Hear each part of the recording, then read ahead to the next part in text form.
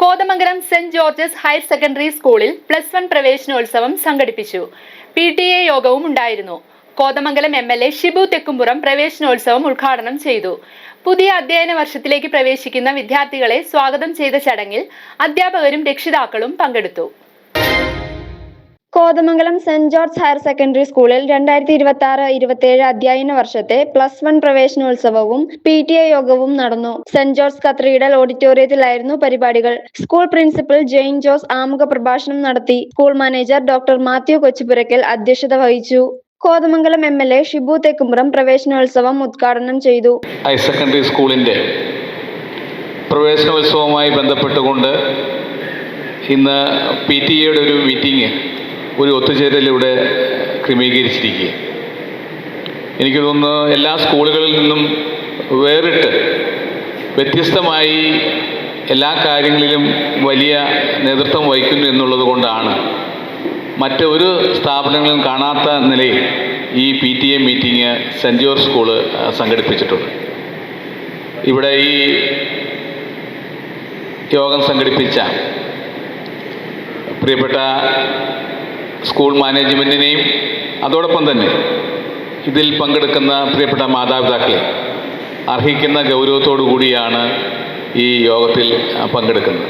എല്ലാവരെയും ഞാൻ പ്രത്യേകമായി അഭിനന്ദിക്കുകയും നമ്മുടെ മക്കളെ എല്ലാ തരത്തിലും സജ്ജമാക്കുക, ഒരുക്കുക എന്ന ലക്ഷ്യത്തോടു കൂടിയാണ് ഈ PTA മീറ്റിംഗ് നമ്മൾ മുന്നോട്ട് കൊണ്ടുപോകുന്നത്. Municipal councillor advocate Shibu Kuriakose, head master father Antony പുലിമലയിൽ, PTA president Bijumon Mathew, PTA secretary Shindo Jose എന്നിവർ സംസാരിച്ചു. ആദ്യമായി തന്നെ നിങ്ങൾക്ക് എല്ലാവർക്കും ഒരു വാക്ക് നന്ദി പറയാനായിട്ട് ഞാൻ ആഗ്രഹിക്കുകയാണ്. കാരണം ജെയിൻ സാർ പറഞ്ഞതുപോലെ തന്നെ സെയിൻറ്റ് ജോർജ് ഹയർ സെക്കൻഡറി സ്കൂളിൽ നിങ്ങൾ വിശ്വാസം അർപ്പിക്കുന്നതിൻ്റെ പേരിൽ സാറ് പറഞ്ഞത് വളരെ സത്യമാണ്. നമുക്ക് അഡ്മിഷൻ നല്ല പ്രഷറുണ്ടായിരുന്നു. അതുപോലെ തന്നെ നമുക്കെല്ലാവർക്കും അറിയാവുന്നതുപോലെ ഒരു ബാച്ചാണെങ്കിൽ ആ ബാച്ചിൽ 30 സീറ്റുകൾ ഓൺലൈൻ അലോട്ട്മെൻ്റാണ്.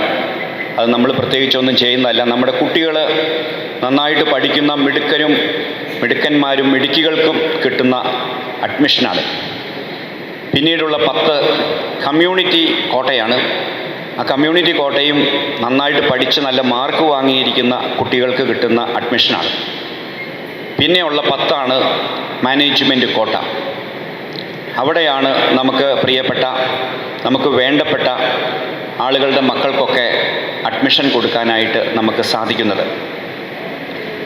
സാറ് പറഞ്ഞതുപോലെ അങ്ങനെ അഡ്മിഷൻ കൊടുക്കുമ്പോഴും കുട്ടികളുടെ പഠന മികവ് നമ്മൾ പരിശോധിക്കാറുണ്ട്.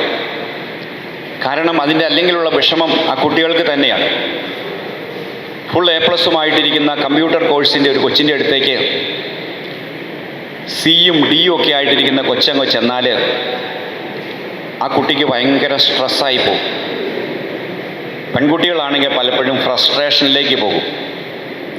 കൊച്ചു വീട്ടിൽ നിന്ന് സ്കൂളിൽ വരാൻ മടിക്കും. ഓരോരോ കാര്യം പറയും. എനിക്കിന്ന് തലവേദനയാണ്, അല്ലെങ്കിൽ ആ വിഷമമാണ് ഈ വിഷമമാണ് എന്ന് പറഞ്ഞ് മാതാപിതാക്കന്മാരുടെ അടുത്ത് അടവ് പറഞ്ഞ് സ്കൂൾ പഠനം തന്നെ ഉപേക്ഷിക്കും. കാരണം കൊച്ചിന് നല്ല ഒരു പ്രഷർ ക്ലാസ്സിൽ വരുമ്പോൾ ഉണ്ടാവും. കാരണം മറ്റു കുട്ടികളെ പോലെ തന്നെ ഈ വിഷയം ഫോളോ ചെയ്യാനായിട്ട് ആ കൊച്ചിന് സാധിക്കാതെ വരും. തുടർന്ന് പ്രിൻസിപ്പൽ ജെയിൻ ജോസ് പുതുതായി സ്കൂളിലേക്ക് വരുന്ന കുട്ടികൾക്കായുള്ള പൊതുനിർദ്ദേശങ്ങൾ നൽകി. സൗഹൃദ കോർഡിനേറ്റർ സോണിയ ജോയ് താങ്ങായി തണലായി മികവാർന്ന രക്ഷകർതൃത്വം എന്ന വിഷയത്തിൽ ബോധവൽക്കരണ ക്ലാസ് നയിച്ചു. മൂവാറ്റുപുഴ സബ് ഇൻസ്പെക്ടർ CP ബഷീറിന്റെ നേതൃത്വത്തിൽ രക്ഷകർത്താക്കൾക്കായുള്ള ബോധവൽക്കരണ ക്ലാസും ഉണ്ടായിരുന്നു. News desk media 60 Kothamangalam.